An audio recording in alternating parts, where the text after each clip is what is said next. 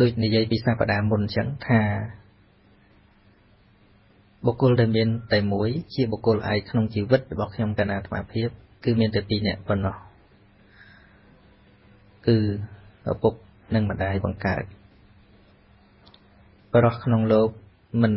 ទាន់មានឃើញអ្នកណាដែលមានចិត្តស្មោះនឹងខ្ញុំកណ្ណាអាត្មាភាពស្មើនឹងញោមប្រុសឡើយស្ត្រីក្នុងលោកនារីក្នុងលោកក៏មិនតាន់មាននារីណាដែលមានចិត្តស្មោះនឹងខ្ញុំកណ្ណាអាត្មាភាពស្មើនឹងញោមស្រីបង្កើតឡើយនេះនិយាយសម្រាប់ខ្លួនឯងអ្នកដទៃដែលមានម៉ែឪក៏ដូចគ្នាអញ្ចឹងដែរយើងមើលតួនាទីកូនប្រុសស្រីដែលត្រូវកប់ដីតបចំពោះមេដាបេដាមាន5ចំណុចក្នុងបណ្ដាចំណុចទាំង5មាន4ចំណុចគឺពេលដែលឪពុកម្ដាយនៅរស់មានន័យថា80ទៅ90% គឺពេលដែលឪពុកម្ដាយនៅរស់ចំណុចចុងក្រោយពេលដែលគាត់ស្លាប់គឺជាចំណុចដែលយើងគោរពទៅតាមសាសនាហើយក៏មិនគោរពទាំងងងឹតងងល់ទេក្នុងលក្ខណៈក្រៃលោដែលយើងធ្វើបុណ្យឲ្យគាត់នៅពេលដែលគាត់ស្លាប់ហើយនោះតែវាមិនច្បាស់លាស់ដូចដែលគាត់នៅរស់ទេពេលដែលគាត់នៅរស់យើងជូនបាយមួយចានគាត់ពិសាមួយចានមិនបាច់សង្ស័យទៅសួរនរណាថាតើខ្ញុំជូនមួយចានហ្នឹងដល់ម៉ែឪឬអត់អត់បាច់សង្ស័យខ្ញុំជូនសម្លៀកបំពាក់ទៅឪពុកម្ដាយរបស់ខ្ញុំតើគាត់បានទទួលដែរឬទេមិនបាច់ទៅសួរអាចារ្យណាទេបើគាត់នៅរស់គឺពិតជាបានពេលនោះមិនដេចក៏កូនប្រុសស្រីទាំងឡាយមិននាំគ្នាធ្វើជាឱកាសល្អណាស់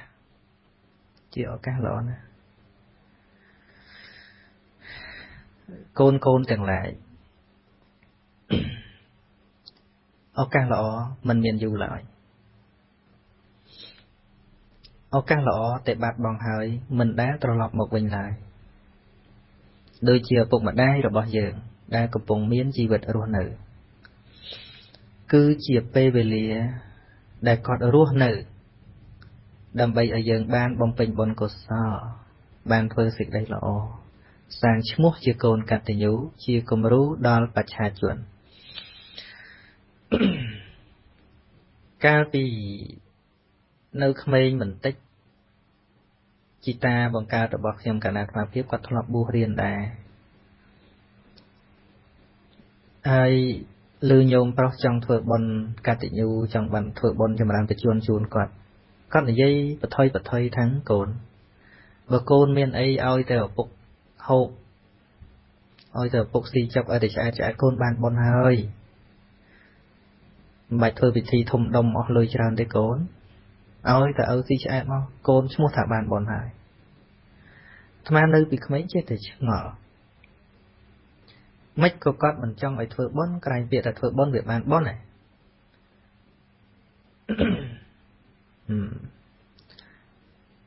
ដល់តែបានបួសរៀនអំពីកតបកិច្ចរបស់កូនគឺ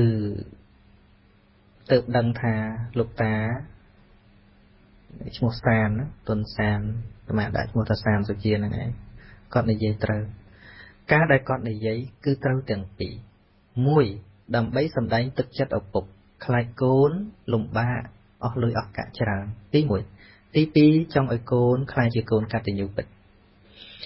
អញ្ចឹងចម្រើនប្រជជនពិតប្រកបគឺការចិញ្ចឹមរាល់ថ្ងៃទៅឈ្មោះថាចម្រើនប្រជជនពិតប្រកបរីឯកម្មវិធីល្អមើលតែមួយពេលប៉ុណ្ណោះ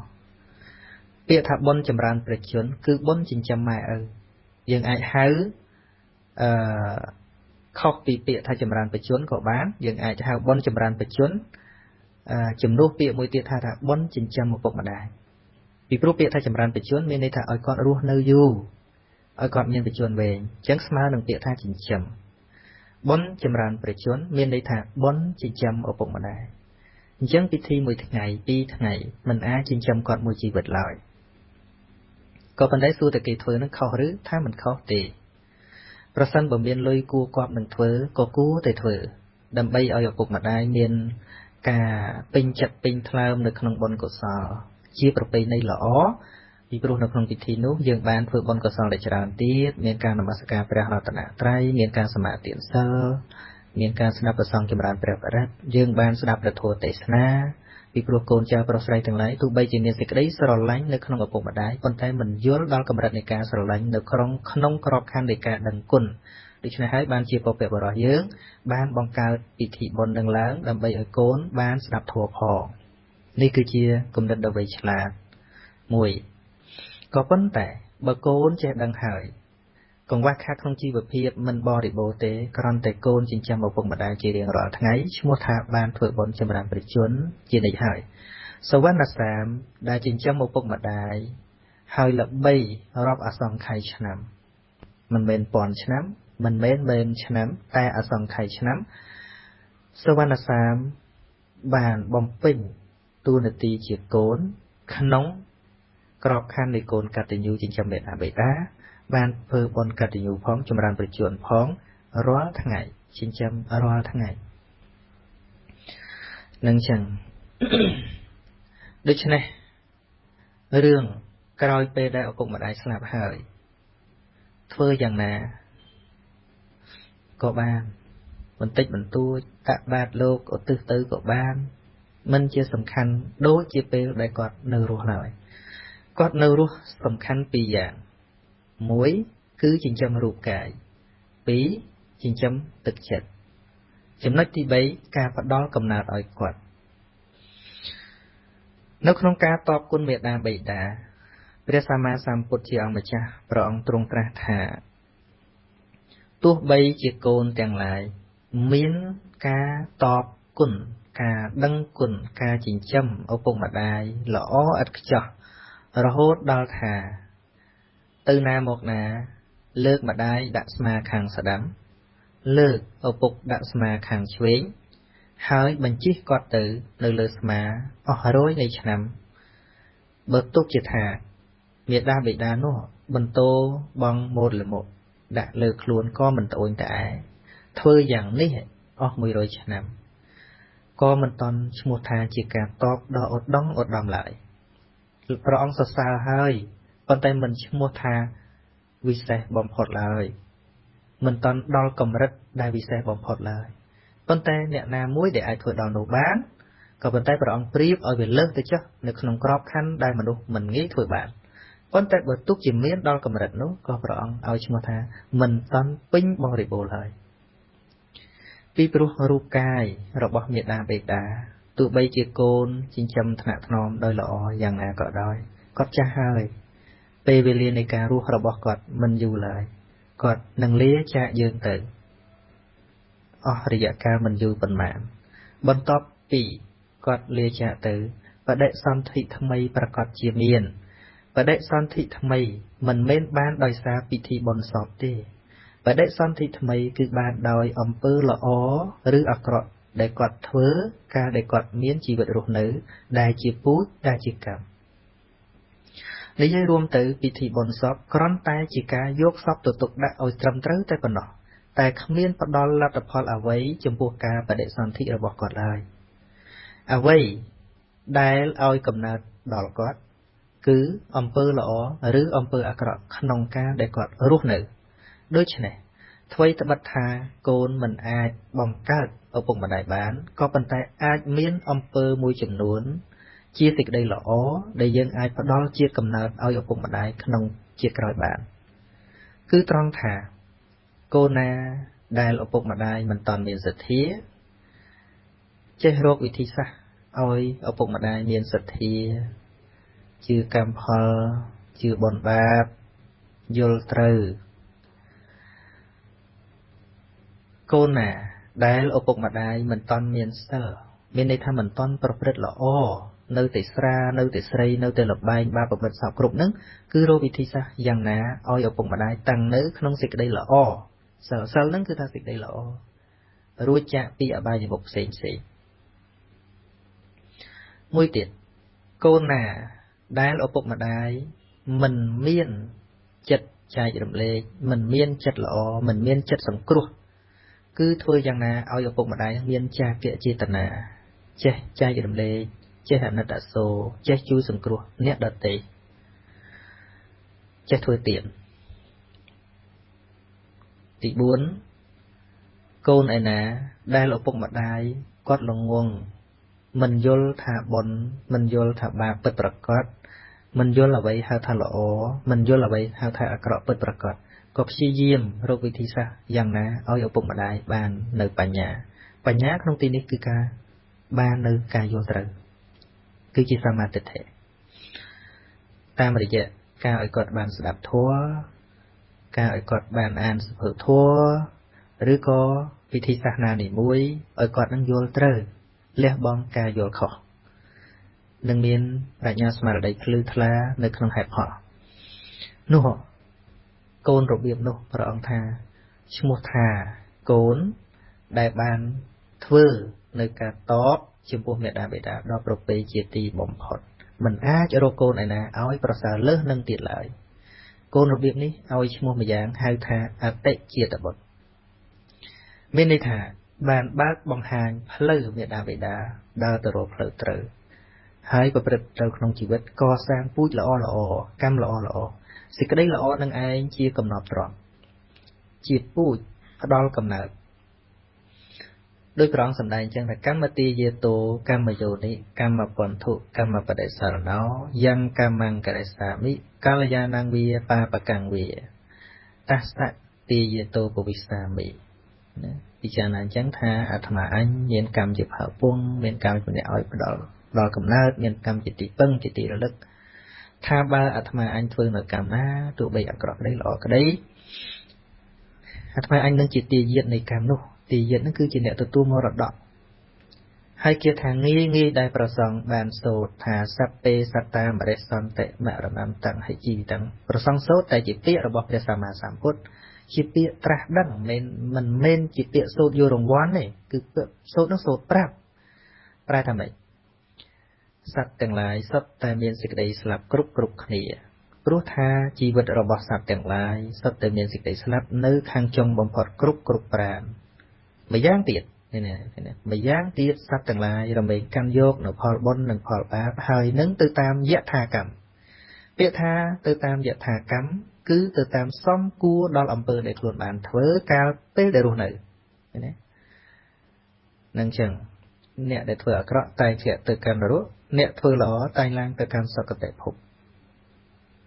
តាស្មាករិយកល្យាណੰនិច្ចយ៉ាងសម្បរាយិកੰបញ្ញានិបរលោកស្មឹងបតថាហន្តិបាណេណੰ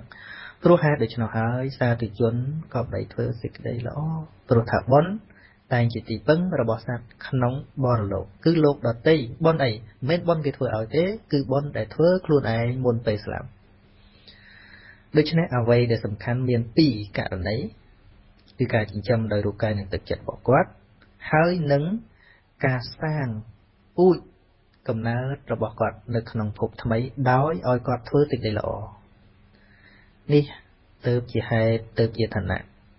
ដែលព្រះសម្មាសម្ពុទ្ធជាអម្ចាស់ព្រះអង្គទ្រង់បង្រៀនមនុស្សលោកទាំងឡាយបើយើងយកទៅលើកម្មវិធីអ្នកធ្វើកម្មវិធីគឺជាមុខរបររបស់គេថាអញ្ចឹងគេខឹងទៀតប៉ុន្តែជាការពិតគឺជាមុខរបររបស់គេឥឡូវគេថាធ្វើអញ្ចេះម៉ែឪនឹងរួចផុតទុកឯងងាប់ទៅហ្នឹងជាមុខរបររបស់គេព្រោះគេរស់ដោយសាររបរហ្នឹងបានជាគេប្រឹងណាស់ប្រឹងល្ងាចប្រឹងព្រឹកនោះហើយកម្មវិធីក៏ចេះតែច្រើនឡើងមិនដឹងថាគេហៅស្អីខ្លះទេកម្មវិធីនោះខ្មោចចិនគេធ្វើអញ្ចេះទៅខ្មោចយួនខុសគ្នាបន្តិចទៅខ្មោចបារាំងសេះនោះវាខុសបន្តិចទៀតទៅឥឡូវគេដាក់ប៉ាសពតឲ្យខ្មោចទៅលើអាមេរិកកាំងទៅនៅឋានសួគ៌ឯណាទៀតនោះហើយក៏ខួរក្បាលមនុស្សកាន់តែយ៉ាប់ទៅបណ្ដោយអ្នកធ្វើនោះគាត់ក៏មិនចេះខ្មាស់អៀនមិនខ្លាចអ្នកចេះដឹងនឹងគេសើចចំអកអីគាត់មិនចេះខ្មាស់តែហ្មងហើយអ្នកដើរតាមនោះក៏ចេះតែធ្វើទៅ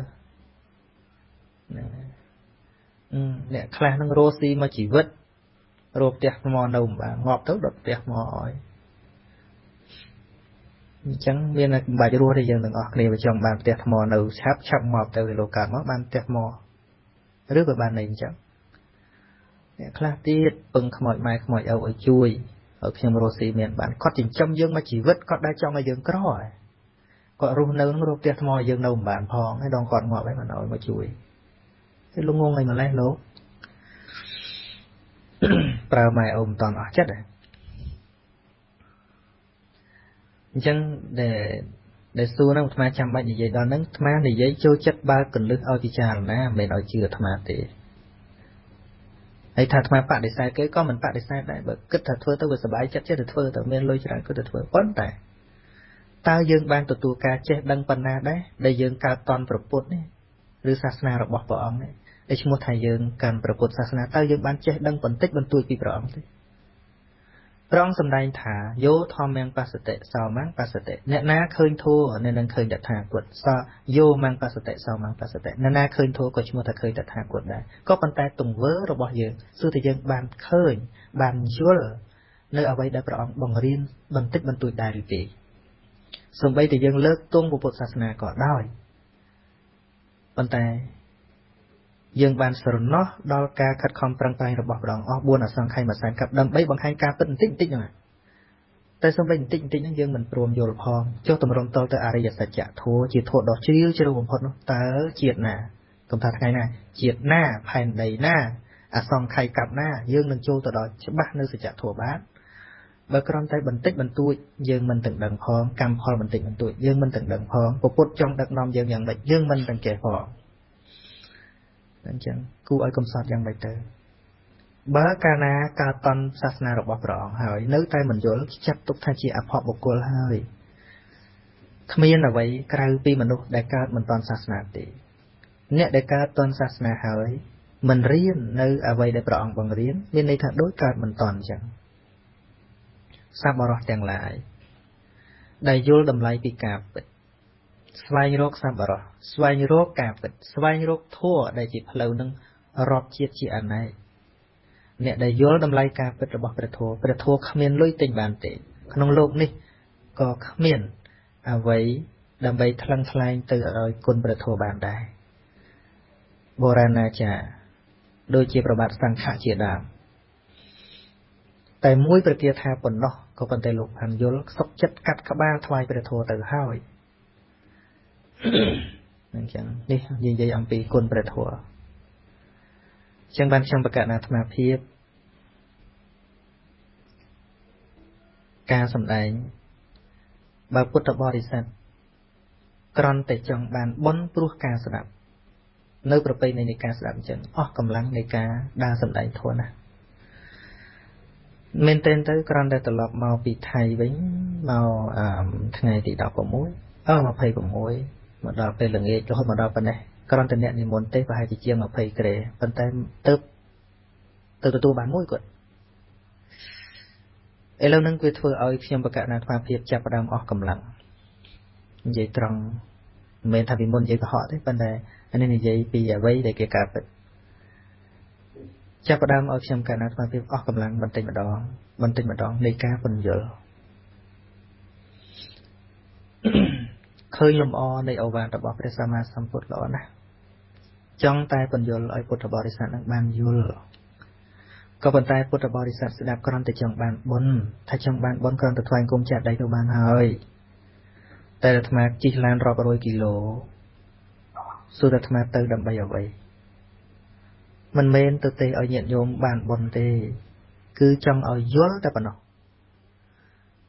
ប៉ុន្តែការយល់ដឹងមិនសូវមានបានទទួលផ្លែផ្កាដែលអ្វីដែលខ្ញុំកណ្ដាលអាត្មាភាពចង់ផ្ដល់ឲ្យសោះព្រោះហេតុហ្នឹងហើយបានជាចេះតែអស់កម្លាំងបន្តិចម្ដងប្រហែលជាមកពីខ្ញុំកណ្ដាលអាត្មាភាពបុណ្យបារមីមិនតន់សមជាអ្នកដើរប្រាប់គេនៅឡើយបុណ្យរបស់ខ្លួនប្រហែលជានៅខ្វះខាតត្រូវសន្សំដោយខ្លួនឯងឬក៏ត្រូវផ្អាកការនិយាយប្រាប់គេសិនក៏មិនដឹងប៉ុន្តែទោះយ៉ាងណានៅប្រឹងប្រែងបន្តិចទៅទៀតសាកមើលប៉ុន្តែបើចំពោះក្មេងៗដែលស្ដាប់វិញដូចជាមានផ្លែផ្កាច្រើនតាមចំណាំមើលពីព្រោះក្មេងៗខួរក្បាលនៅស្អាតប្រពៃណីមិនតន់រុំពាត់ខួរក្បាល និយាយពីហេតុផលបើសិនជាបានមួយដូចជាច្បាស់មិនមែនច្បាស់ទៅជាលើមច្រឡំខាំអីទេគឺច្បាស់រឿងហេតុផលគុណដឹងគុណពិតចេះស្រឡាញ់ម៉ែឪពិតហ្នឹងដូចស្ដាប់រឿងគុណអញ្ចឹងគឺត្រូវធ្វើជាមួយម៉ែឪតន់ពេលនៅរស់ហ្នឹងគ្នាស្ដាប់ទៅយល់ដូចម្នាក់នៅស្វ័យរៀងអញ្ចឹងស្មាបានមួយសប្បាយចិត្តពូអ្នកខ្លះហ្នឹងគិតដល់ម៉ែឪងាប់ចាំធ្វើថាធ្វើម៉េចឲ្យមានហុងស៊ុយតែអវត្តរបស់ព្រះអង្គគឺសំខាន់ពេលរស់ហ្នឹងហើយតម្រង់ទាំងទិដ្ឋិរបស់គាត់តម្រង់គិតទាំងសុខទុក្ខរបស់គាត់ណាតួនាទីយើងឃើញអីខ្លះទី1ឪពុកម្ដាយចិញ្ចឹមកូនយ៉ាងណាកូនត្រូវតែចិញ្ចឹមគាត់យ៉ាងនោះដោយគ្មានលក្ខខណ្ឌដូចគ្នាទី2ត្រូវស្នងវងតកូលឲ្យបានល្អតំគុំតំកាំងវងតកូលឲ្យបានល្អទី3ធ្វើខ្លួនឯងឲ្យសមជាអ្នកទទួលមរតកហ្នឹងហើយមួយទៀតរាប់រំលងគឺជួយការងាររបស់គាត់ការវិការចិញ្ចឹមឲ្យបាយឲ្យទឹកគឺថាជួយខ្វល់ខ្វាយមិនមើលនឹងភ្នែកសួរថាទាំងអស់នេះធ្វើអីពេលណាគឺពេលដែលគាត់នៅរស់ចុះដែលប្រពៃនៃរោមគាត់មិនដល់ងាប់មិនគិតថាតើត្រូវធ្វើយ៉ាងម៉េចកប់តាណាមានហុងស៊ុយទីបំផុតមិនមែនជាការដឹងគុណទេការដែលរស់ហុងស៊ុយគ្រាន់តែខ្លាចខ្លួនឯងរស់ស៊ីក្រតែប៉ុណ្ណោះទេគឺអាត្មានិយមដដែលមិនមែនគិតម៉ែទេមិនមែនគិតឪឡើយតែបើអ្នកយល់ធម៌របស់ព្រះសម្មាសម្ពុទ្ធភ្ញាក់ដូចគេដាក់មកដបងអញ្ចឹងម៉ែឪនៅមានគឺត្រូវតែប្រឹងប្រែងគោរពបើមិនបានជួយគាត់ដោយវិធីណាមិនធ្វើឲ្យគាត់លំបាកនេះឯងជាអ្នកយល់ធម៌ព្រះដែលអាត្មាចង់ចែករំលែកប៉ុន្តែអ្នកខ្លះនឹងនិយាយពីខ្លាចបាត់ប្រពៃណីអូយខ្លាចដូចតែអាត្មានឹងយកអាបេទៅបាញ់អញ្ចឹងណាតាមពិតនឹងចង់យកពូជទៅសាព្រោះឲ្យសង្គមនឹងរស់នៅបានសុខទៅធួដែលអាត្មាសម្ដែងអាត្មាមិនសូវនិយាយដល់ប្រទេសជាតិធំដុំទេនិយាយត្រឹមតែគ្រួសារនិយាយត្រឹមតែកូននិងម៉ែឪប៉ុន្តែសួរថាប្រទេសជាតិវាកើតមកពីស្អីថាវាកើតមកពីបុគ្គលម្នាក់ទៅជាបុគ្គលច្រើនម្នាក់កាលណាក្រុមគ្រួសាររួបចំបានល្អគ្រួសារមានសុវត្ថិភាពគ្រួសារមានសុភមង្គលវាមានចាំបាច់រវល់អីដល់ប៉ូលីសដល់ចរាចរណ៍ដល់សង្គមជាតិការអប់រំវាចេញពីមនុស្សម្នាក់យ៉ាងហោចក៏យើងមិនបានធ្វើឲ្យសង្គមលំបាកដោយសារយើងដែរហ្នឹងហើយអញ្ចឹងការយល់ធម៌គ្មានបាត់បង់អ្វីឡើយមានតែការចំណេញសួរថាឪពុកម្ដាយណាមិនចង់បានកូនល្អ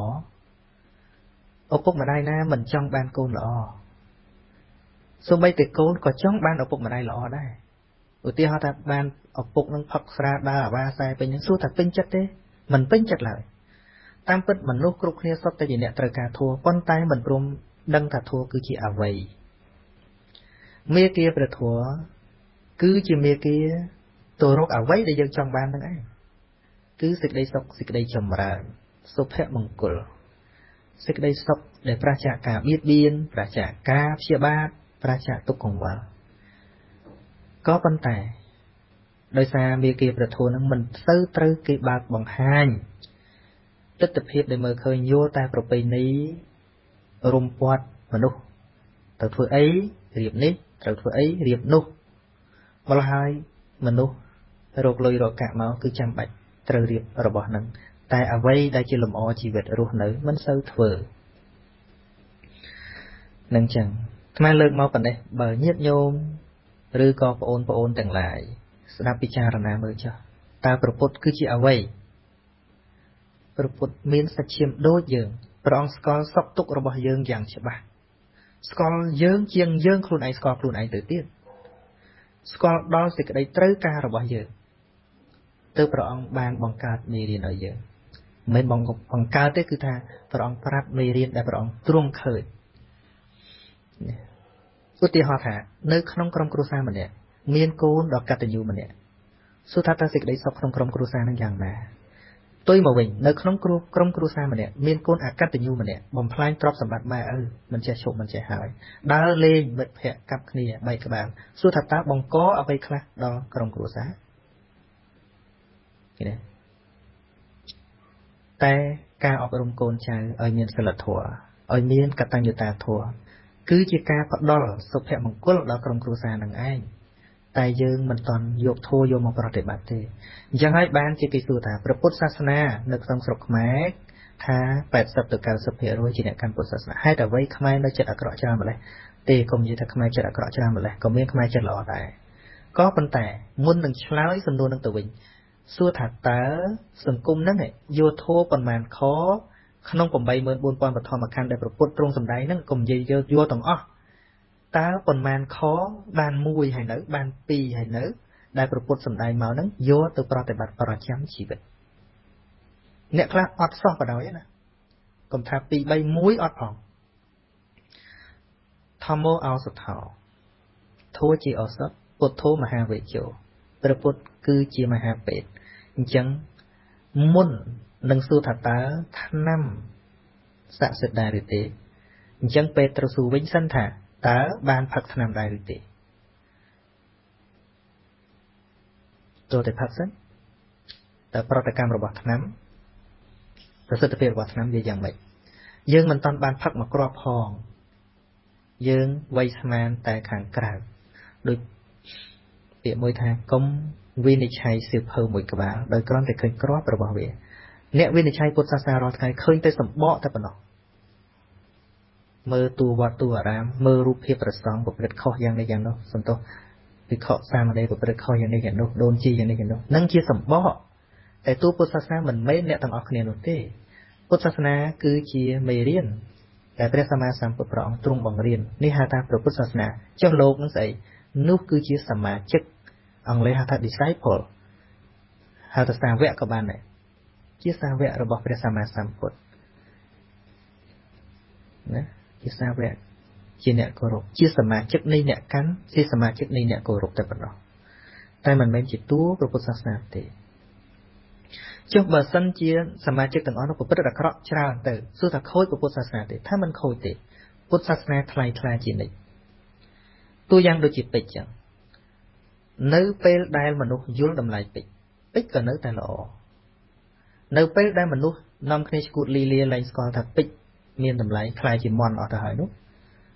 សួរថាពេជ្រហ្នឹងវាលែងល្អឬមិនមែនទេពេជ្រនៅតែល្អ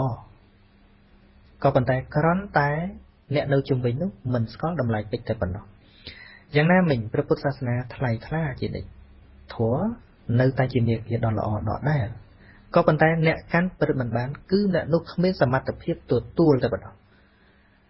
គ្មានសមត្ថភាពទទួលបាននៅភាពត្រជាក់អំពីការប្រតិបត្តិធម៌ដោយពាក្យព្រះអង្គទ្រង់ត្រាស់ថាអរិយមគ្គមានដរាបណាបុគ្គលទី1ទី2រហូតដល់ទី8ឬក៏ទី4មានដរាបនោះគឺសំខាន់ផ្លូវប្រតិបត្តិអញ្ចឹងបាននិយាយដល់តួព្រះពុទ្ធសាសនាគឺត្រូវសំដៅទៅលើពាក្យបង្រៀនរបស់ព្រះសម្មាសម្ពុទ្ធ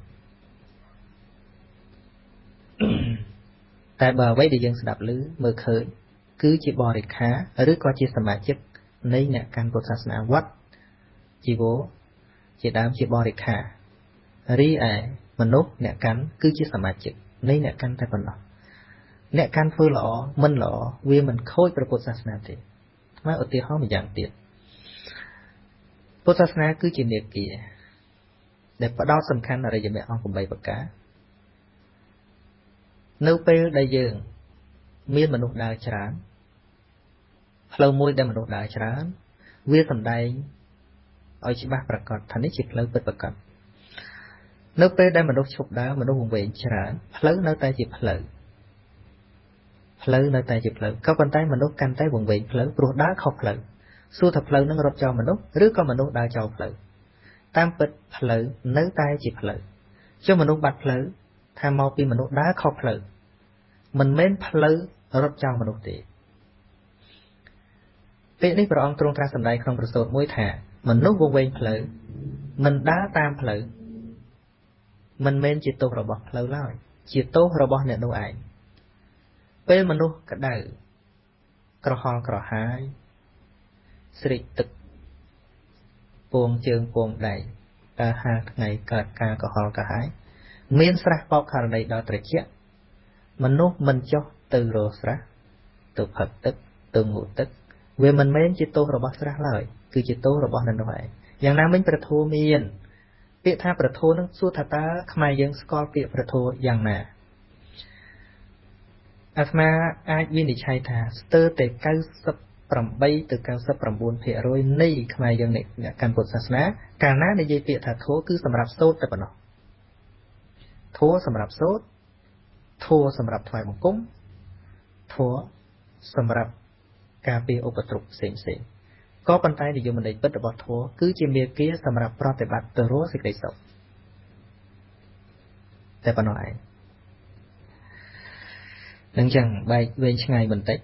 ហើយញាតិញោមពិចារណាមើលចុះគ្រាន់តែមាគ៌ាមួយដែលព្រះអង្គសម្ដែងពាក់ព័ន្ធនឹងកូននិងឪពុកម្ដាយថាការតបចំពោះឪពុកម្ដាយមាន4សម្រាប់ឪពុកម្ដាយនៅរស់មួយប៉ុណ្ណោះទេសម្រាប់ពេលដែលស្លាប់ទៅក្រែងលោទេក្នុងលក្ខណៈក្រែងលោឪពុកម្ដាយនឹងបានកំណើតអថោទាបក៏យើងធ្វើតក្កណានុបទានមិនមែនត្រូវតែទេគឺក្នុងលក្ខណៈក្រែងលោឃើញទេវាមិនមែនឪពុកម្ដាយស្លាប់ទៅសិតទៅកើតប្រែទាំងអស់ទេគាត់មានបុណ្យមានកុសលគាត់ទៅកើតជាមនុស្សគាត់ទៅកើតជាទេវតាអីចឹងទៅប៉ុន្តែក្នុងលក្ខណៈក្រែងលោក្នុងភពទាំង31នឹងវាមិនមែនម្នាក់នឹងងាប់ទៅកើតទាំង31ហើយម្នាក់នឹងងាប់ទៅពិតជាកើតប្រែហ្នឹងទេប៉ុន្តែសត្វដែលទទួលបុណ្យបានមានតិចប៉ុណ្ណោះអញ្ចឹងក្នុង100នាក់បើនិយាយមែនទែនទៅកើតចំកន្លែងទទួលការអនុមោទនាបានចឹងច្រើនម្នាក់ចុះក៏ប៉ុន្តែយើងនៅតែត្រូវធ្វើព្រោះជាទូនាទីក្នុងលក្ខណៈក្រៃលោទោះបីឪពុកយើងម្ដាយយើងមិនទៅកើតកន្លែងនោះក៏មានញាតិដទៃទៀតអាចទទួលអនុមោទនាបាននេះក្នុងលក្ខណៈយ៉ាងនេះក៏ប៉ុន្តែអ្វីដែលច្បាស់គឺម៉ែឪនៅរស់ចិញ្ចឹមទាំងរាងកាយនិងទឹកចិត្តរបស់គាត់ហើយនឹងចិញ្ចឹមគុណធម៌របស់គាត់សាងជាតិថ្មីឲ្យគាត់ឲ្យស្រេចឲ្យគាត់ធ្វើបុណ្យកុសលឲ្យគាត់មានសេចក្តីល្អឲ្យគាត់មានកុសលធម៌ប្រចាំចិត្តមុនពេលដែលគាត់ចែកឋានទៅដោយគ្នានឹងមុនពេលដែលគាត់ចេញដំណើរពីផ្ទះយើងរៀបបាយសំណុំឲ្យគាត់អញ្ចឹងមិនមែនចាំបាច់ដល់គាត់ទៅ100គីឡូហើយស្រែកមកថាអត់បាយទេហើយយើងទៅមិននឹងអញ្ចឹងធ្វើបុណ្យឲ្យតន់ខែភ្លឺកុំចាំគាត់ឈឺស្លាប់មរណាទៅនាំបងប្អូនមកវេដាដល់គុណរូបាអាត្មាគាត់ធ្វើបុណ្យយ៉ាងនេះហៅខែងងឹតកាលនៅជីវិតមិនមានមាត់ដល់ពេលស្លាប់ហើយទឹកនឹកគាត់ទៅនឹកគាត់យកធាតុដាក់វត្តឲ្យស្ដាប់ធម៌ខ្លួនម្ដាយឪពុកនៅស៊ីបានកូនចៅប៉ុន្មានមិននឹកនោះយកបាយឬទឹកម្ហូបសម្លមិនមានត្រេកអរបូជាឡើយ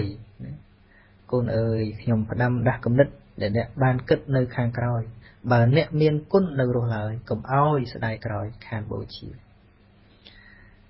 អញ្ចឹងមិនសំខាន់ឡើយងាប់ហើយដុតក៏បានបូជាក៏បានព្រោះជារបស់គ្មានប្រយោជន៍របស់ស្អុយរលួយហ្នឹង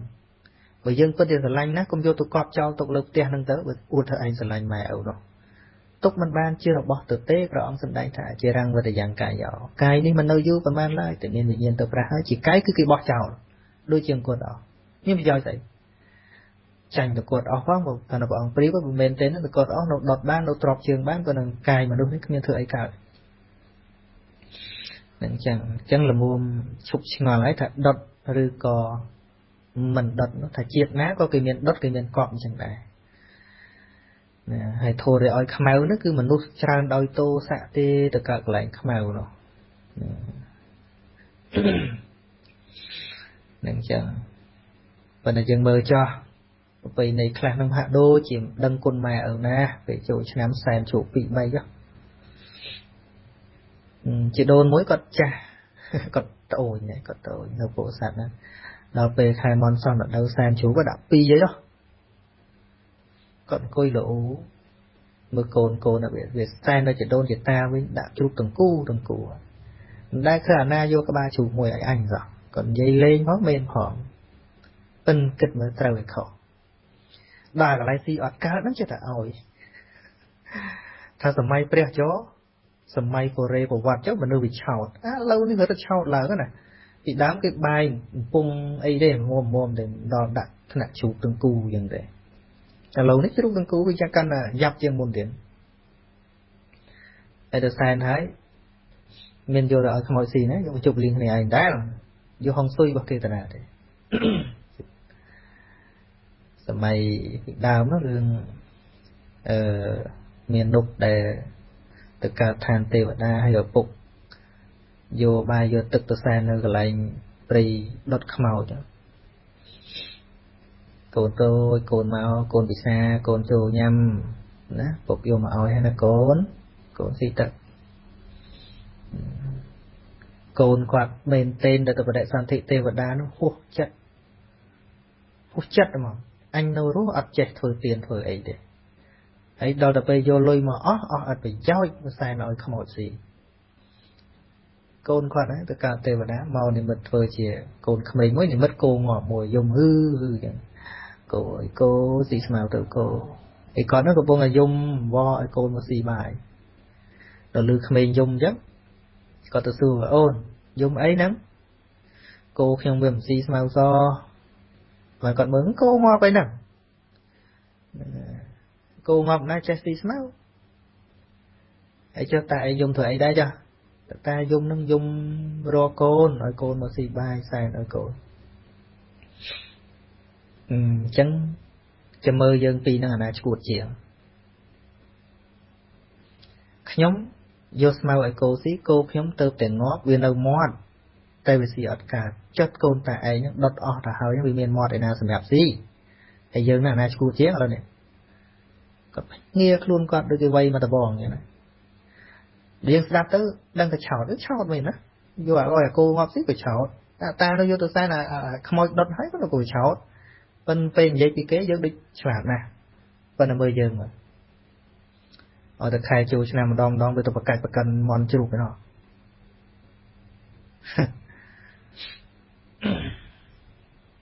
ប៉ុណ្ណឹងចោះនិយាយច្រើនក៏ចាំតែច្រើនគ្រាន់តែនិយាយឲ្យគិតនិយាយឲ្យគិតមិនមែននិយាយឲ្យជឿទេគិតមើលទៅបើ